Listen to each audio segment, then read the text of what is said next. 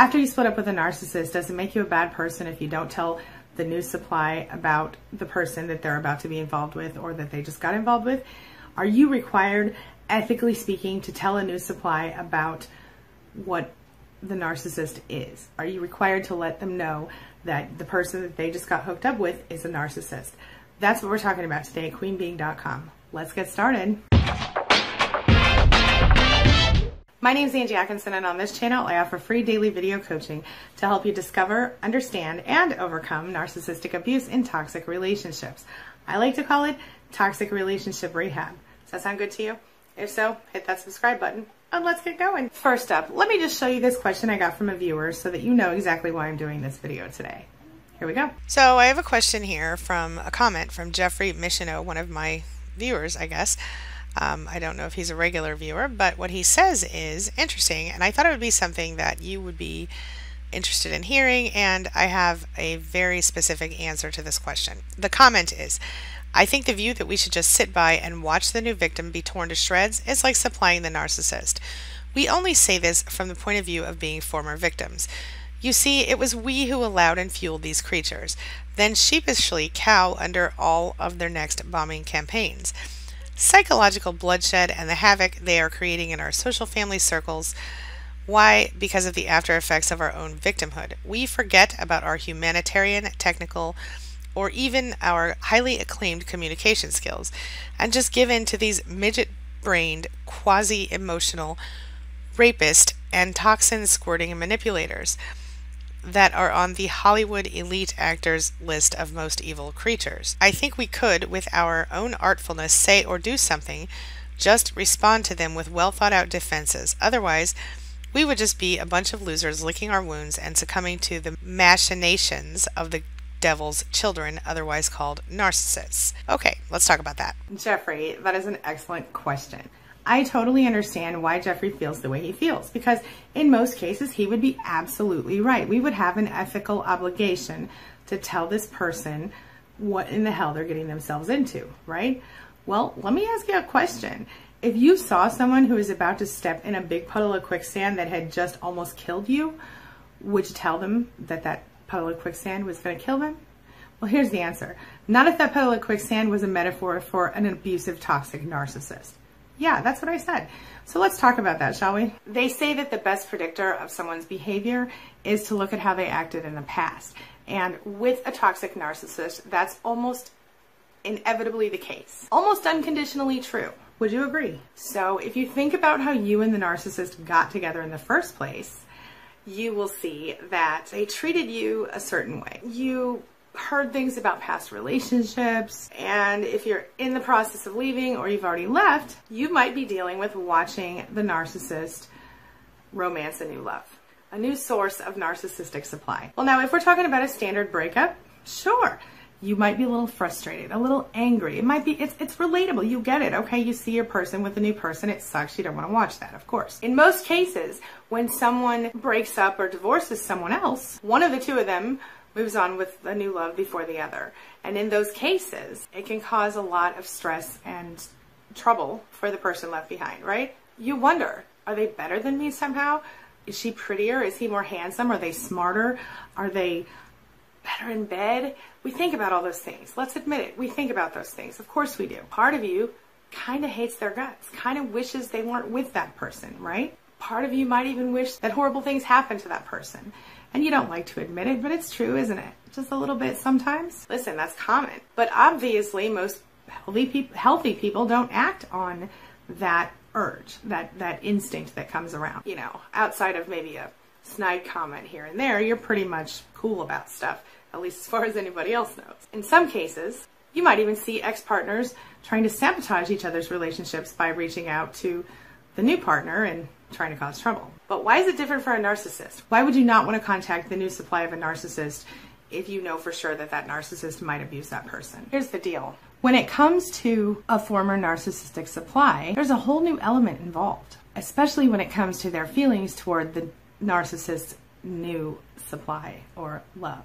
And yes, this ex might also feel the need to get in touch with the narcissist's new potential supply, of course, but for a very different reason than your standard person would. More so, it's not usually because she's pissed off or he's pissed off.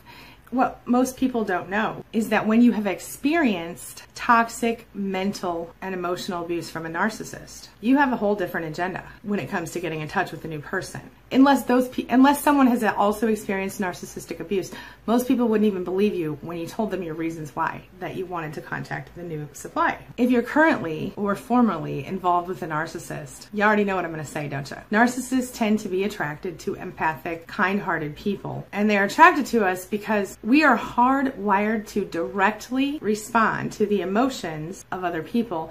And that is especially true when we love them or live with them or both. And in addition to falling among the highly sensitive people, we also really feel people.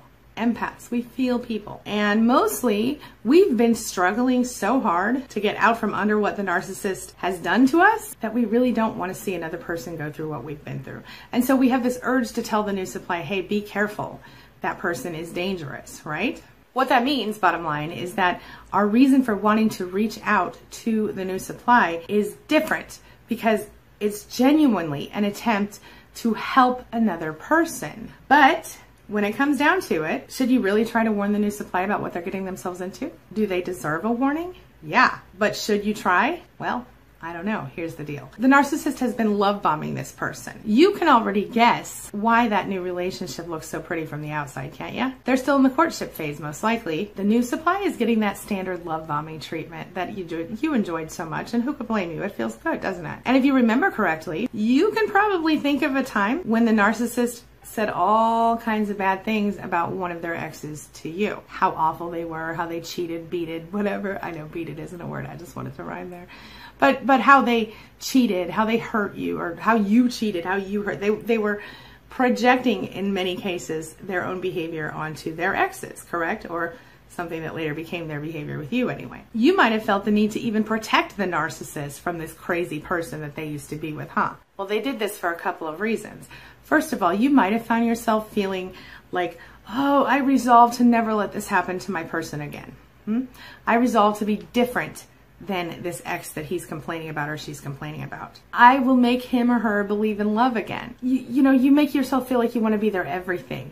You'll do whatever it takes to keep that person safe from these horrible crimes committed against them by their ex. So let me ask you a question. And I want you to be really, really honest with yourself right now. If one of those crazy exes had come up to you, and back then when you still felt the effects of the early love bombing and stuff like that, and you still believed the narcissist had been cheated on or beat or hurt or whatever, how do you think you might have reacted?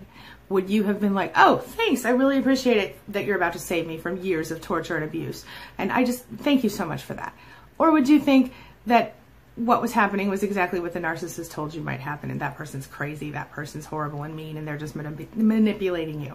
Even if you did believe them, would you not go back to the narcissist and try to speak to them and see if they could convince you somehow that that person wasn't being honest? I bet you would. Do you think you would have hugged this person and thanked them for their help and their honesty? Or would you just ignore them? Or would you even maybe tell the narcissist and sought validation that this person was just full of it? Because that's what you would want to be the case in that situation. I think most of us would agree, if we were being really, really honest with ourselves and each other, that with the exception of someone who understood narcissism and had previously been involved with a narcissist, not a single one of us would have hugged her and said, oh, thank you so much. Or hugged him and said, thank you so much for telling me, honestly. So how do you deal with a narcissist new supply? What should you do about that? You can try to tell the new supply if you want, but be prepared to be called crazy, all right? Be prepared to be ignored, and maybe 10 years down the road, 5 years, 3 years down the road, that person will come back and apologize for calling you crazy. And they might even be nice to you when you say it, but then turn around and still go talk to the narcissist looking for validation that you're full of crap. But the fact is, 9 times out of 10, they won't believe you. And because, in this case, the narcissist would use your attempt to help this other person as a way to further attach himself or herself to that person. Because they'll, in the process of making you look like a nut job, confirming all the crap that, you know, of course, they've probably already said about you anyway, what happens is the narcissist and this new person, now they have something, some tragedy or some drama they've gone through together, so they feel more connected, you see. So if you really do like the new supply and you truly just want to help and don't want to see that person get hurt, listen, you have to suck it up and deal with it. You can try. I'm not saying you shouldn't try. I'm saying it's going to drive you crazy. I'm saying if you're focused on the narcissist and their new supply, you're not moving forward with your life. I'm saying it's going to be a waste of breath. Of course, if you're really worried, you can just try to be that person's friend. Maybe friend them on Facebook or whatever. And you can allow them, ask them, say, hey, if you ever have any questions, comments, concerns, things you want to talk about, I'm here. Let me know. But remember, that person is you from the beginning of your relationship, essentially. They are in the same clueless state that we all were in at the beginning of our relationships with narcissists. So let me ask you a question. What would you do if your narcissist ex had tried to be your friend and help you? What would you have done? Do you really think that you would have been very positive? The only thing you can do is let it go and move forward, my friend. That's it. So how do you deal? You focus, as always, on what you can control, not what you don't want. And if you ask me, you focus on creating the life and the self that you want and you deserve, on taking back your life, and please, above all, do not allow yourself to remain a part of the narcissist's newly expanded narcissistic harem. Let me ask you a question. It's time for the question of the day. And the question of the day is, have you found yourself wanting to warn a narcissist's new supply about the narcissist so that that person would not be hurt as you were hurt? And if so, did you do it? How'd it turn out? How'd you handle it? Share your thoughts and your experiences in the comments below. Who knows, you might help another survivor come to a decision that doesn't ruin his or her life. It's worth a shot.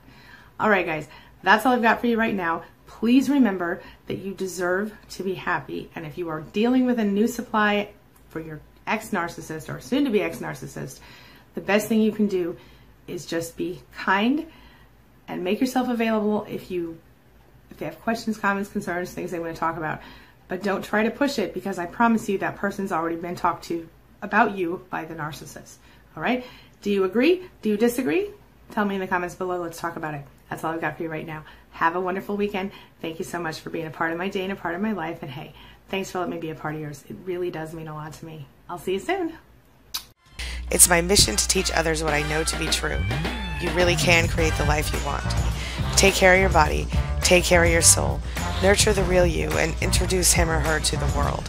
Be comfortable in your own skin and in your place in this world. Take your spot. Take it now. And the universe will take its cue from you. You feel me? If so, subscribe to my channel. Let's get it done together.